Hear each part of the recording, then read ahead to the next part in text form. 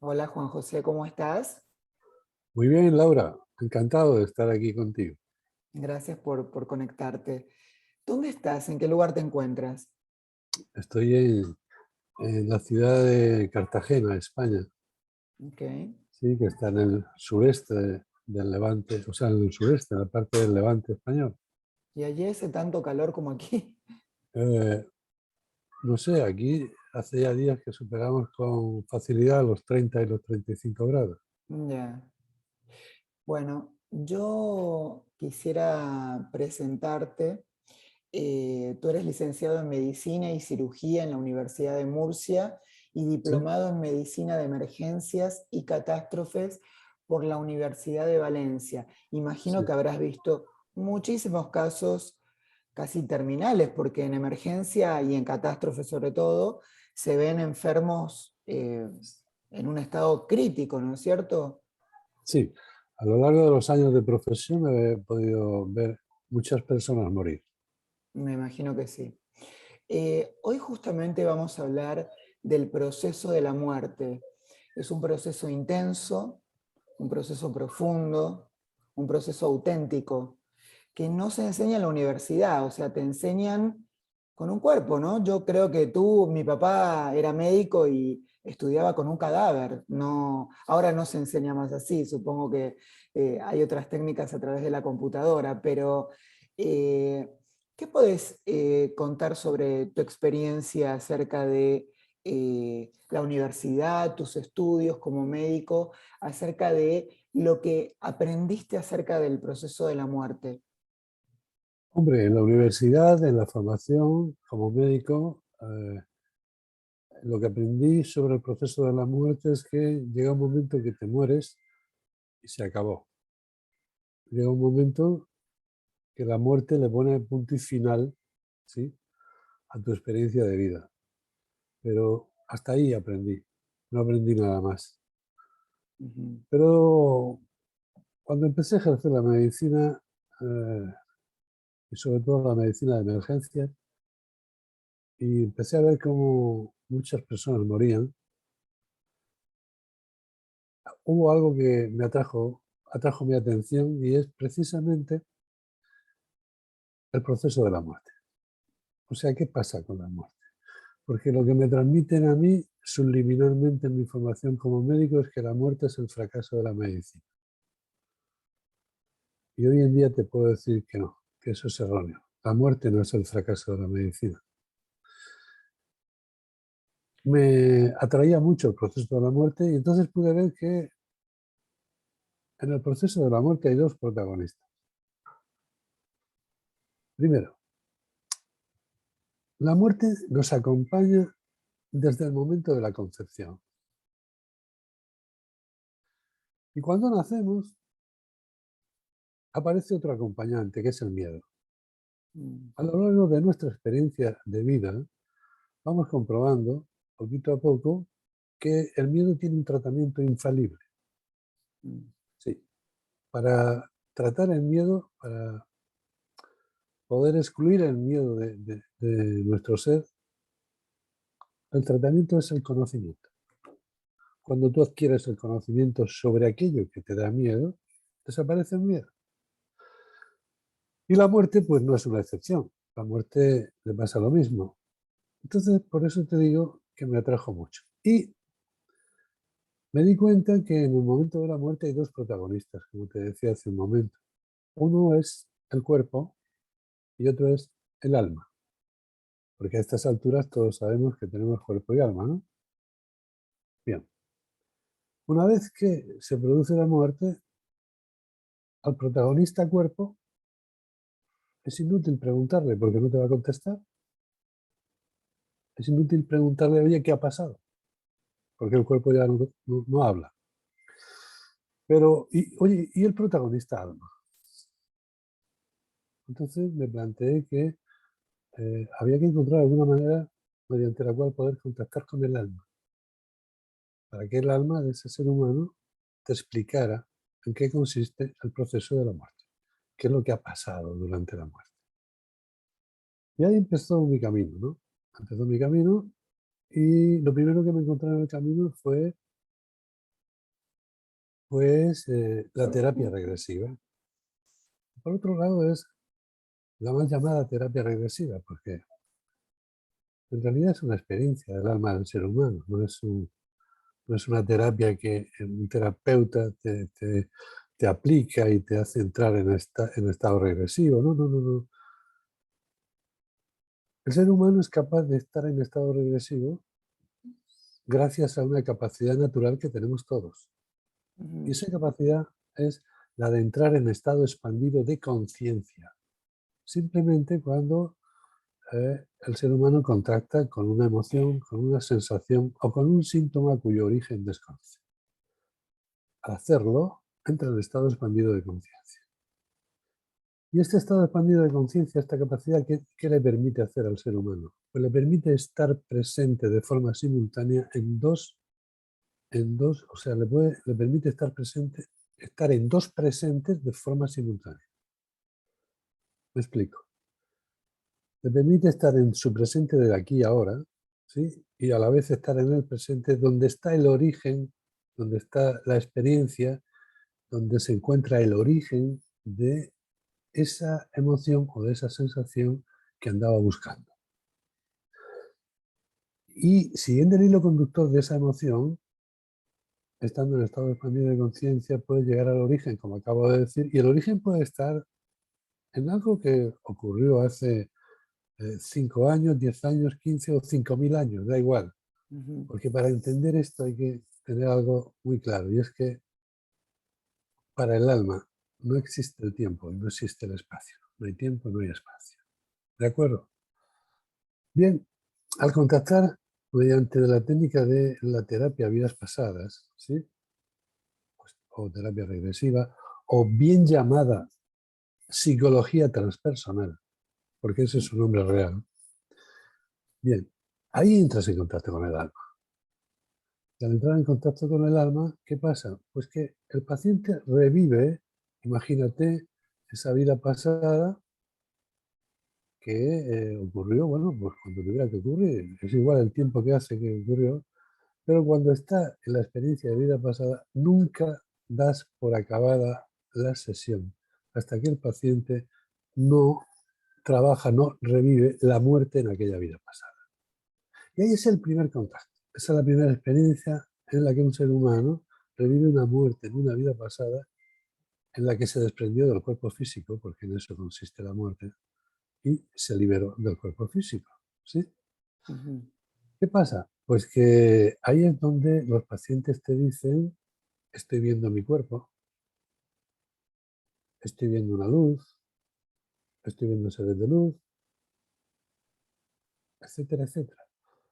Pero claro, yo digo etcétera, etcétera, pero te puedo asegurar que el 100% de los pacientes que reviven la experiencia en vida pasada, la experiencia de muerte en vida pasada, al 100% te dicen estoy viendo mi cuerpo.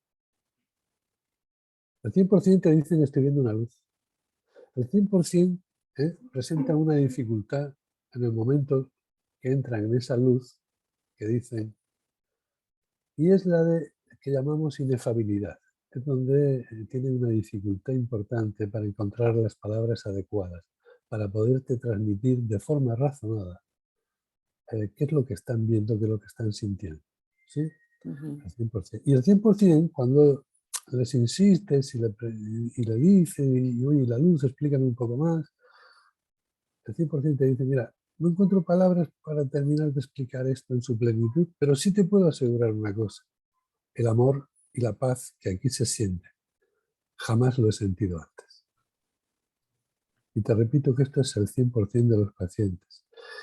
Y yo al día de hoy, pues ya son varios miles de personas las que llevo vistas, ¿sí? Y en ese grupo de miles de personas hay de todas las religiones, de todas las culturas, ¿sí? Y de todo, como yo digo, ¿no? Qué importante este mensaje porque es justamente el mayor tabú, ¿no? El mayor miedo de pacientes y de médicos, el tema de la muerte. Con respecto a lo que tú dijiste de que era como un fallo de la medicina, también hay que tener en cuenta que se muere gente que está sana, no tienen que ser solamente enfermos para morir, ¿no es cierto? Eso es, sí. Y yo te Sí, es, quería Sí, Sí. perdón, perdón. No, no, no, dime, dime, dime. Yo te quería preguntar acerca de, en general, como que la medicina trata la enfermedad, pero no al enfermo. Me voy un paso para atrás y después entramos en detalle con respecto al SM. Eh, la medicina está como diseñada para curar enfermedades, ¿no? Pero hay puntos, como lo es el tema de el morir, el proceso de morir, donde la medicina todavía no tiene una respuesta. Eh, ¿En qué momento es que cambia tu visión de la vida y la muerte? ¿Fue en esos años donde estabas en emergencia? En esos años, lo que estaba en emergencia es cuando creció en mí la inquietud y la necesidad de encontrar si en realidad la muerte era el final y se acabó, Ujú. o la muerte era un proceso y una parte del ser humano continuaba vivo. Sí. ¿Sí? Y fue durante el tiempo de la emergencia, cuando vi morir tantas personas. ¿Sí? Y ya, Ahora, sí, lo que me dio la respuesta en principio fue precisamente cuando empecé a trabajar con pacientes en estado regresivo, en vidas pasadas. porque hay una parte de la medicina en donde no está como amalgamada con la espiritualidad, con cuál es el sufrimiento del paciente, la compasión, ¿no? La confianza que tiene que tener el médico y el paciente también para, digamos, la capacidad de morirse, de despedirse. Son cosas que no te enseñan, la dignidad de morir. Yo particularmente vi morir a mi padre hace 2 años. Mi padre era médico y nosotros nos turnábamos para estar con él en el hospital y él llegó un momento, le hacíamos masajes en los pies y él llegó un momento en que su piel estaba azul, no tenía circulación. Entonces llamamos a la enfermera y le comentamos y la enfermera le dijo que le iba a quitar la bigotera y que le iba a poner una máscara de oxígeno. Y él dijo no. Entonces la enfermera le dijo, ¿tú sabes las consecuencias de tu elección? Y él le dijo, sí, pero es mi elección. Y a mí me dio una lección muy grande que tiene que ver con la dignidad, con decir, hasta aquí, yo decido. Y eso me parece muy importante con respecto al ser humano. Ahora yo te quiero preguntar, ¿en qué estado ha avanzado el tema del cuidado paliativo con respecto a los enfermos? Bueno, ahora mismo hay un gran movimiento, ¿no? De personas y de profesionales que están con el estudio, o sea, con la práctica del cuidado paliativo. Vamos a ver, desde mis respetos a todos, considero que para estar en esa función, en ese trabajo, tienes que tener claro en qué consiste el proceso de la muerte. Si no, hay algo que se te va a escapar, ¿no? Yo recuerdo que en mi hospital habían 2 personas nada más, cuando yo estaba activo, habían 2 personas nada más que se ocupaban de los paliativos, ¿no? De los tratamientos paliativos. Y resulta que, bueno, pues 2 personas en un hospital con 630 camas, pues no pueden atender todo, ¿no? ¿Sí? Entonces, desde lo que yo he visto en estados paliativos, en cuidados paliativos, excepto en casos concretos, muy concretos, lo que he visto en general es todo el amor que ponen, y eso es maravilloso, pero yo creo que no está atendido el protagonista. Es decir, el estado paliativo, y me parece genial, tiene que atender al protagonista, que es el que se está muriendo, o el que se va a morir, y, y tiene que atender al familiar. Y el familiar está bastante bien atendido, diría que muy bien atendido. Pero como te digo, para mí falta como un pequeño eslabón, ¿no? ¿Qué es lo que pasa? ¿O qué es lo que yo he podido vivir en los años de hospital? Pues he podido vivir que cuando llega un paciente en estado terminal y que todos sabemos que se va a morir, que la medicina ya no tiene nada que hacer ahí, ¿verdad? Pues se lo comunicamos a la familia y la familia se la pasa sufriendo, llorando ahí en el pasillo, no en la habitación. Y cuando el médico visita al paciente, el paciente te mira y te dice, ¿qué? ¿Cómo está todo? Bien, bien, está todo bien. Pero ¿cómo me ve usted? Bueno, está un poco delicado, pero bueno, vamos a ver si con este tratamiento último que te hemos puesto, a ver si hay respuesta y te pueden marchar a casa, ¿no? Y después el médico sale al pasillo y ahí está la familia llorando y le preguntan, ¿no? ¿Y mi papá qué? Pues mira, tu papá ya sabes que se va a morir. Ah, no me diga usted eso, pero ¿qué quieres que te diga? Tú sabes lo que tiene tu papá se va a morir. Pero ¿cuánto tiempo le queda? Yo no sé cuánto tiempo, es cuestión de horas, es cuestión de días, y yo no sé esto. Pero sí sé que se va a morir, y además en un corto espacio de tiempo. Bueno, el médico se marcha, la familia se queda llorando en el pasillo, hasta que uno de la familia, siempre el más entero, ¿verdad? Se limpia bien las lágrimas, entra y le dice al papá, oye, acabamos de hablar con el médico, tranquilo, nos ha dicho que en 2 o 3 días probablemente te dé el alta y vuelvas a casa con nosotros. Y el protagonista se queda mirando a su hijo y, dice, y piensa, ¿cómo le digo yo esto a mi hijo? ¿Cómo le digo yo a mi hijo que yo ya sé que me voy a marchar? ¿Cómo le digo yo a mi hijo si se lo digo va a sufrir? Tampoco me he atrevido a decírselo a la bata blanca. Tampoco me he atrevido yo a decirle a la bata blanca que ya sé que me voy a morir. Porque si se lo digo, pues igual el médico me toma por loco. Y mi dignidad es mi dignidad. No quiero que quede como que yo, cuando ya estaba en las puertas de la muerte, perdí la cabeza. ¿Sí? ¿Y el protagonista qué es lo que quiere decir? El protagonista lo que quiere decir se lo va a decir solamente a una persona, si la encuentra. Y es lo que yo llamo un interlocutor válido. Un interlocutor válido es esa persona que cuando se le acerca, él te mira y él dice, a este se lo puedo contar.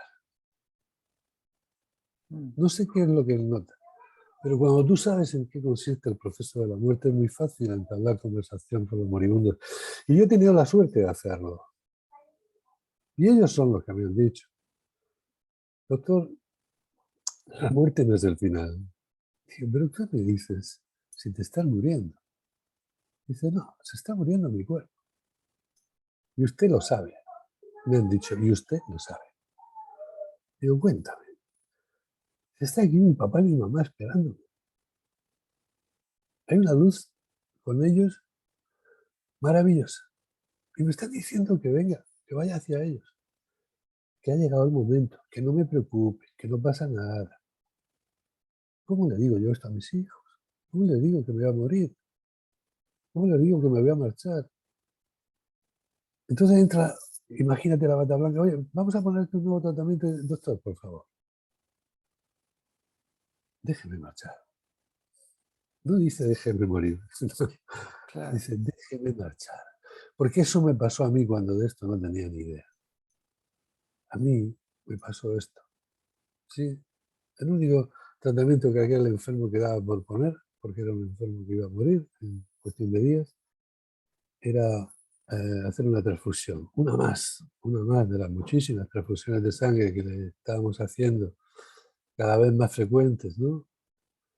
Y aquel hombre, que yo entonces no lo entendí, pero no se me olvidará, su mirada, su educación, su saber estar, me sonrió. Yo fui porque la enfermera me avisó de que, oye, que el paciente que dice que no quiere ponerse la transfusión de sangre. Fui y digo, ¿pero qué pasa? Y él sonriendo, con muchísima educación, muchísima prudencia. Me miró a los ojos y me dijo, por favor, doctor, déjeme marchar. No me dijo déjeme morir, porque él igual pensó que era muy fuerte para decirme eso. Era una expresión muy fuerte, ¿no? Pero me dijo déjeme marchar. Y entonces yo no lo entendí, no entendí nada, ¿sabes? Ahora sí lo entiendo. Por eso entiendo lo que tu papá decidió, ¿eh? No me pongas en esto. Déjeme marchar. Tu papá era psiquiatra, ¿sí? No, mi papá era médico clínico. Ah, era médico clínico. Ah, lo estoy confundiendo ahora con el papá de otra persona Mm, que me quiere hacer otra entrevista, ¿sí? Bueno, pues aunque fuera médico clínico, él seguro que estaba viendo ya lo que hay después. absolutamente. Eso es lo que muchas veces se ha dado en llamar, tú lo habrás oído, ¿no? La mejoría de la muerte, Ujú. ¿no? Aquí en España es una frase muy común y es cuando alguien que está en estado terminal de pronto se pone muy bien, recupera color, recupera ánimo, recupera... Y justo al día siguiente, o al cabo de las horas, se muere. Fallece. Y Mm, dice, la mejoría de la muerte, no. Es que ya han contactado con el otro lado y aunque no han sido capaces de comunicarlo aquí, porque no han encontrado el interlocutor válido que no lo tome por loco, ¿sí? Pues lo han manifestado su alegría, sin poderte decir a qué se debía, ¿no? Pero sí. yo estoy en la plena seguridad, ¿no? Porque son muchos los testimonios, son muchos los estudios que hay sobre esto. Bueno, podríamos empezar por la gran doctora Elizabeth Kubler-Ross, ¿eh? Con sus trabajos sobre la atención al moribundo, ¿no? Mm. Entonces, esto es lo que hay, ¿no? Lo que hay es que no tenemos ese conocimiento de en qué consiste el proceso de la muerte. ¿Cuál sería tu mayor, digamos, misión? ¿Cuál sería tu, ya estás en tu misión, que es poder registrar esos procesos de la gente que a través del SM te puede relatar qué ha vivido y cómo, me imagino, y he escuchado también de muchos pacientes que no tienen idea de la medicina, que explican un proceso Pues sí, absolutamente clínico o médico, de, bueno, cómo fue el paro cardíaco o cuestiones muy técnicas que cualquier persona, cualquier mm, mortal desconocemos, ¿no? Pero, ¿cuál sería tu mayor felicidad con respecto a este estudio que estás haciendo hace tanto tiempo? mi mayor felicidad sería que la mayor parte de los seres humanos tomáramos conciencia de en qué consiste el proceso de la muerte. Y por fin nos diéramos cuenta de que la muerte no es el final, ¿no?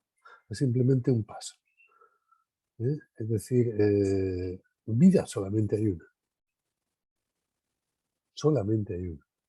Lo que pasa es que de vez en cuando cambiamos de cuerpo físico para seguir, sí, viviendo experiencias diferentes. Entonces, el alma es la que tiene una, una vida, solamente una vida, y además parece ser que es inmortal. O sea, que el ser no va a desaparecer nunca, ¿vale? Ujú. Yo lo que yo encontré trabajando en estado regresivo, con pacientes en estado regresivo, lo que tú acabas de comentar, lo primero que me llamó muchísimo la atención es cuando revive la muerte en una vida pasada.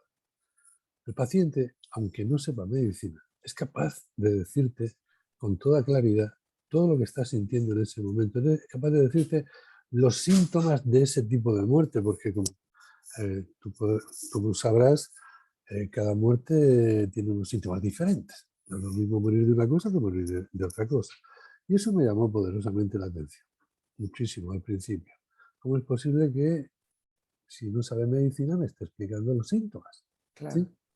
Pero lo que más me llamó la atención al paso de unos poquitos años es que cuando me encuentro con las personas que han tenido una experiencia cercana a la muerte, ya no estamos hablando de estado regresivo, sino personas que han tenido experiencias cercanas a la muerte. ¿Qué me dicen? Me dicen, estuve viendo mi cuerpo cuando estaban haciendo la reanimación, vi una luz, vi seres de luz, tiene inefabilidad para contarte qué pasa en la luz y te dice y asegura y afirma que el amor y la paz que él ha sentido en ese lugar que llama la luz en el que ha estado, no lo ha sentido nunca. Y cuando me dicen esto me doy cuenta que me está diciendo exactamente lo mismo que me estaba diciendo el paciente que estaba reviviendo su muerte en esa vida pasada. Y esto ya pesa más, esto ya tiene mayor peso. Y cuando voy a la tercera vía por la que te encuentras, que puedes conversar con el alma, es cuando estás con el moribundo y te dice exactamente lo mismo. El moribundo, hay algunos que te dicen, mire, yo ya sé que la muerte no es el final, porque hay un ser de luz aquí en la habitación, en el hospital, que lleva varios días y que me está esperando. Y que ayer precisamente salí de mi cuerpo y me fui con él y me enseñó parte del lugar al que voy a ir cuando deje el cuerpo. Wow. Y esto te lo dice alguien que va a morir, pero está consciente, plenamente consciente. ¿Sí? Consciente y orientado.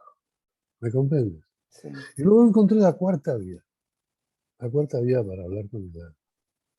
Y es que cuando una persona está, como hemos hablado al principio, en estado regresivo, sí o sí está en estado regresivo porque está en estado expandido de conciencia. Pero cuando una persona está en estado expandido de conciencia, puede que esté en estado regresivo, pero puede que esté pintando un cuadro, escribiendo un libro, en meditación. Pero también sabes qué pasa, que en estado expandido de conciencia, el ser humano es capaz de contactar con almas que ya han dejado el cuerpo físico.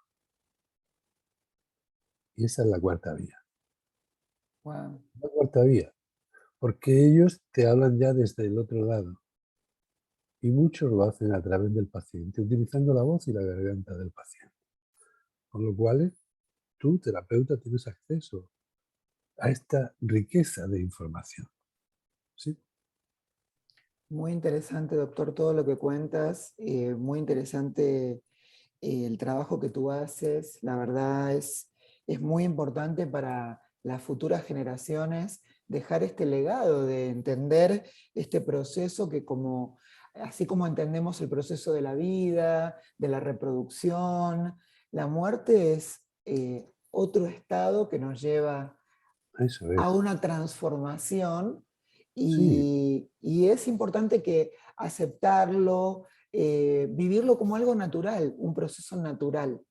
claro, cuando adquieres el conocimiento de en qué consiste el proceso de la muerte, pierdes el miedo a morir. Exacto. Y cuando pierdes el miedo a morir, ¿sabes qué pasa? Que aprendes a vivir. Qué bonito. Sí, Esto es así. Esto es así así. Yo es. recuerdo eh, un cantautor que admiro mucho, ¿no? Que es de vuestra tierra, ¿no? Facundo Cabral. Ah, sí, sí. Facundo Cabral en una ocasión le preguntaron, ¿qué es el hombre? ¿Y sabes qué contestó? Dijo, el hombre es un ser extraño. Nacer no pide, vivir no sabe y morir no quiere. Yo al día de hoy estoy en desacuerdo con mi gran admirado Facundo Cabral. Te puedo decir que el ser humano es un ser de luz que decide nacer y cuando pierde el miedo a morir, aprende a vivir, en base a mi experiencia. ¿Sí? Juan José, te agradezco muchísimo por esta conexión. He aprendido muchas cosas a través de leerte, a través de tus libros, a través de los videos que tú subes y compartes en YouTube. Y bueno, estamos en contacto y en comunicación en cualquier otro momento. Te mando un beso muy grande de aquí a España. Cuídate mucho. Igual, muchas gracias a ti por haberme traído aquí a tu programa. ¿Sí? Gracias. Gracias. Gracias.